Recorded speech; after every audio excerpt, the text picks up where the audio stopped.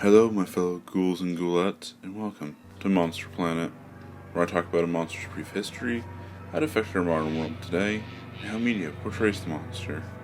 I'm your host, Nicholas Reed, and today's monster will appear quite charming.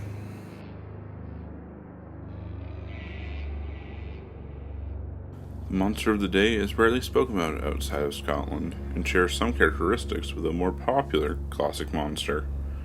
This monster is none other than Scotland's own vampiric terror, Baobhan Sith. Though it may sound like the famous banshee and have powers similar to a vampire, it is far from either creature.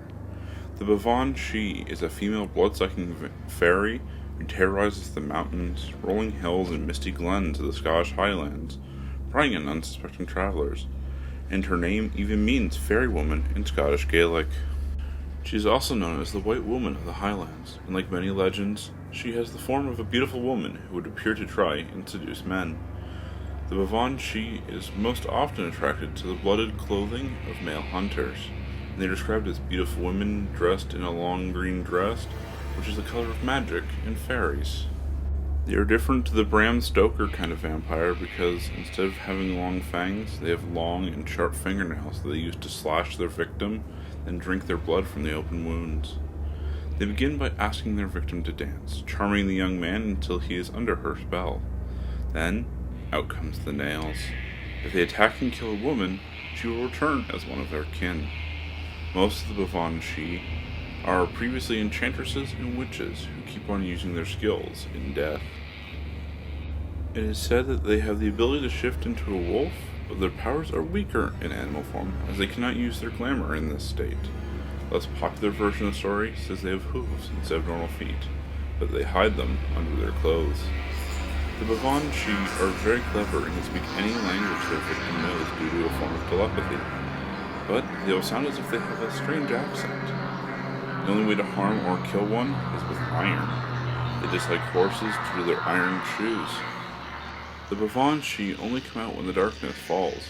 During the day they rest in their buried coffins. They can only rise and feed once a year. They can be trapped in their buried coffins by building a stone cairn over their grave. This was thought to stop them from rising.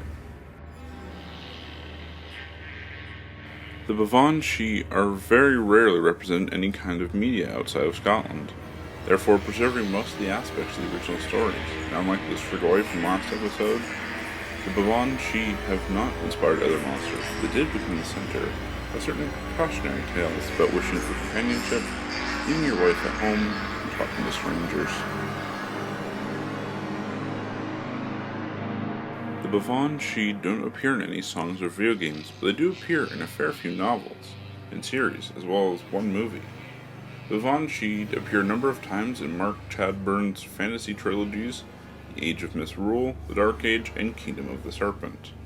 They are also mentioned in Nicole Peeler's Tempest Rising series. Baobhan Sith is the name of a 2017 movie directed by David W. Hutchison and produced by Scottish independent company Idol Productions. It is inspired by the legend and features Polish actor Joanna Kaczynska as the Baobhan Sith.